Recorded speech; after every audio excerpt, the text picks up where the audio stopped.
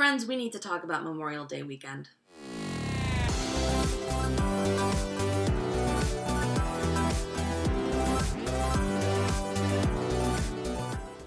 Now, we all know Memorial Day is a federal holiday to memorialize the people who lost their lives while serving in the armed forces. But let's be honest, unless you've personally lost someone who was serving, the entire weekend has become a clustermuck of retail sales, beach openings. Oh, did you know you're allowed to wear white again? Let's remember those who bravely gave their lives with a barbecue. What can I say? We'll make a party out of anything. And in the lower New York metro area, that also means that everyone and their rich mother will be driving out to the Hamptons starting, now. Brooklyn, I hope you weren't planning on doing anything exciting this summer. Queens, I love you, but you're boring. Just stay at home. Oh, don't think you're safe from the Hamptons horde just because you're poor and don't have a car, my fellow millennial trash. Gird your loins, Penn Station. Summer Friday is coming. You know what, I'm going to apologize right now because I'm talking about Long Island and inevitably my Long Island accent is going to pop. Also, very important, it's not Long Island, it's Long Island. Practice it, Long Island. You going out to Long Island for this weekend? Thinking about it, but the traffic's killer. I don't want to get stuck on the LIE. I wasn't made this way, I was just born here. Actually, I was like born here and then I grew up here. So Long Island is a fish. It's a fish-shaped sandbar. If you're Walt Whitman, it's a fish-shaped Montauk, but only if you're Walt Whitman. So over here is Manhattan, the two boroughs that live on Long Island, Brooklyn and Queens, Nassau County that no one ever really thinks about anyway. And then you have Suffolk County, and then you have the Long Island Sound up here. Yeah, Suffolk, Connecticut. It's the Long Island Sound, not the Connecticut Sound. And then you have the Fire Islands here, which are also just glorified sandbars that protect Long Island from the fury of the Atlantic, so once they're gone, we're all screwed. Oh, up here is Plum Island. It's terrifying. Not really. Kind of. Sort of. It's kind of a weird place with a really interesting history, and it's kind of scary, but we'll get to that in another episode. And over here is the Hamptons, and all the way on the very tippy tip is Montauk. And everyone who has a lot of money wants to be here for the summer. So this area out here is like more than 100 miles from Manhattan. That's like a 2.5-hour drive with a modern highway, which, you know, we didn't always have on Long Island. So who looked all the way out here and thought, if I build it, they will come. Hold on your butts because I'm about to introduce you to Carl G. Fisher. So there's this big deal that happens on Memorial Day weekend out in Indiana called the Indianapolis 500. You might have heard of it. It's a big racing thing. Takes place in Indianapolis, Indiana, like it says on the tin. Now, Carl G. Fisher was born in 1874 and was from Indianapolis and had made way too much money in the manufacture of acetylene gas headlights. Surprisingly dangerous to make in a factory. They tended to explode, and he spent a lot of time in court. But in cars and on the road, they were relatively safe. So before the invention of the electric headlight, gas headlights was how you drove at night. Hence, they were put in every car in America, hence the making way, way too much money. Now, for someone who had really bad astigmatism, Fisher was mad about car racing, but at the start of the 20th century, American cars just could not compete with European cars in races. I mean, after one race, he even said that European cars could go uphill faster than American cars could come down, which, you know, is pretty embarrassing. And Fisher believed it was because American auto manufacturers just didn't have the test tracks necessary to test American racing cars properly. So what's an Indianapolis boy to do? You build a goddamn racetrack outside of Indianapolis in 1909. That's what you do. It's not enough just to have a racetrack. No, you gotta put butts in seats, so you've gotta promote it. Gotta get people interested in the races you're gonna hold there. But, you know, a 1,000-mile race, that's gonna take all day. No one wants to sit watching a race for 24 hours. Let's make it a cool 500-mile track race. That'll get people home in time for dinner. And then we'll have a really big prize so it ups the stakes, as if death by crashing isn't enough of a big stake. No, we have to make it about money, too. And we'll only have the race once a year, so it's the big event. This big event was the first Indy 500 on Memorial Day, May 30th, 1911. Okay, Nella, what does this have to do with Eastern Long Island? I'm getting to it. But test tracks to race cars isn't enough. No, we are Americans, and we should be able to drive our cars wherever we damn well please. Except, you know, this was the 1900s, and wherever we please wasn't very far or very fast, because Roads were awful. So what's a car-loving chap like Carl G. Fisher to do? Build a goddamn transcontinental highway.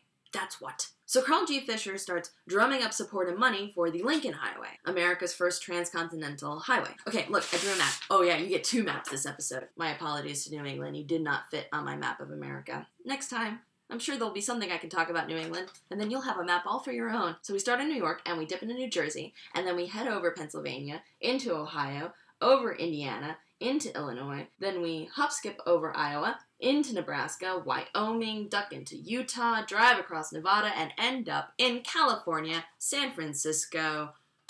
America, you're welcome.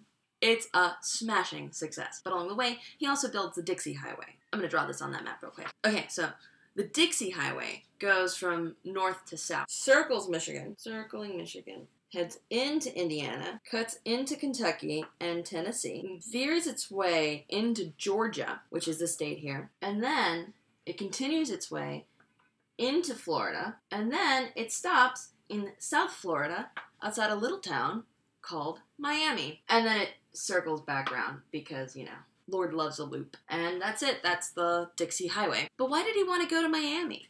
Well, you see, there was this one time he was sailing his yacht, and he sailed into a really bad storm, and then everyone thought he had died, and then it turns out he hadn't died, but his yacht was really messed up. So he went home, and he left his yacht with someone else, and that person was supposed to sail it around the coast of Florida, up to Jacksonville. They stopped in Miami, and they sent him a telegram being like, hey, meet me in Miami. It's a really nice place. So then he goes to Miami to go get his yacht. Okay, but Nella, what does this have to do with Eastern Long Island? I'm getting there. So he falls in love with Miami in 1910 and decides, wow, this would be a great place to build a resort.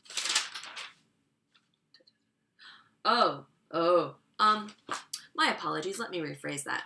He looked at a giant mangrove swamp and thought, wow, this will be a great place to build a resort. And that's how Miami Beach was born. Yeah. So he buys the mangrove swamp, hires a bunch of guys to tear it up, drudges the bay, dumps that sand where the mangroves had been, lets the Florida sun bleach it dry, and he builds Miami Beach on top of that. Because if there's one thing Carl G. Fisher understood, it's that no one on God's green earth wants to spend winter in the north. It was a huge success. Will Rogers once said, Carl was the midwife of Florida. If it hadn't been for Fisher, Florida would be known today as the Turpentine State. I mean, I know we like to talk shit about Florida, but yikes. Florida's got its charms. And not just because it has Disney World. By 1926, Fisher's estimated worth was around $100 million. And he got to thinking, you know, there's a lot of rich people on Long Island.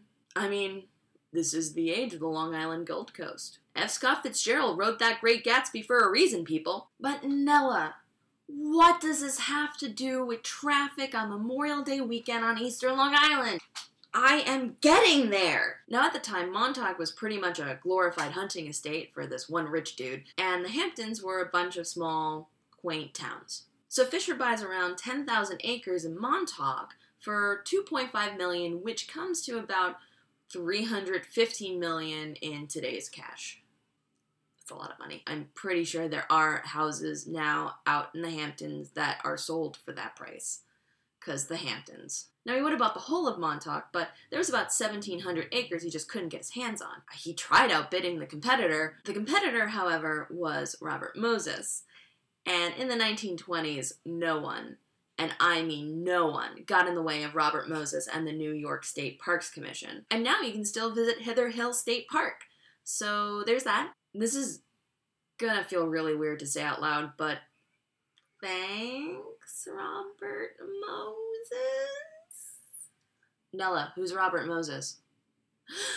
That is a video for another time. So in 1926, he begins the resortification of Montauk. Kind of like what he did in Miami Beach, but this is on 3 times the scale. He picks an English Tudor style for the architecture. He builds what would be, for a while, the tallest building on Long Island at a whopping 7 stories high. Brings in 1,000 sheep to take care of the golf course he installs. He constructs a village to house the people who would have to live there to serve the summer crowds because in the 20s, there was only like 300 people living in Montauk year-round. Oh, and he took a bunch of engineers and a lot of dynamite, and he turned a freshwater lake into a harbor. Look at him. Look at that face! That's the face of a man who looks at a hunting estate and the surrounding fishing villages and thinks it would make a great port of entry for transatlantic passengers. Because if there's one thing Carl G. Fisher understood, it's that no one on God's green earth actually wants to spend a summer in Miami. And that was his plan. His guests would spend the winter in Miami Beach, spend the summer in Montauk. Work? You don't need to work, it's the 1920s and you're rich. But think about how smashing that freshwater lake would be if we could just fit a couple of yachts into it. It was the largest freshwater lake on Long Island. Double the size of Lake Ronkonkoma. You messed up a perfectly good lake, that's what you did. Look at it.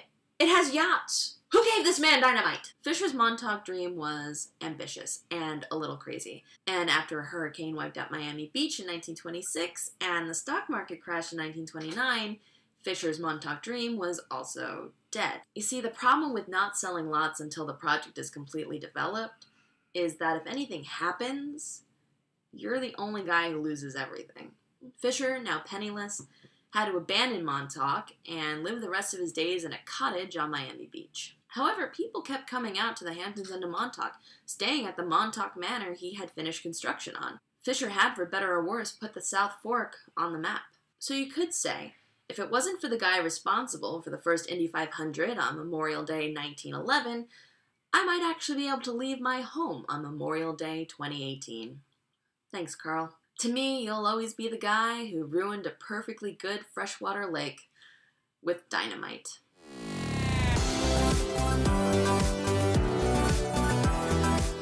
Shout out to my ear lenders, Chandra, William Christopher, Zenith of Pink.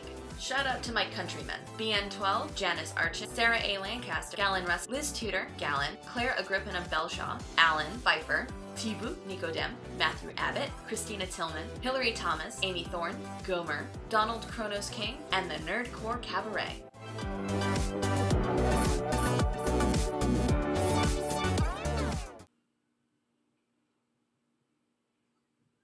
My cat has opinions about cars.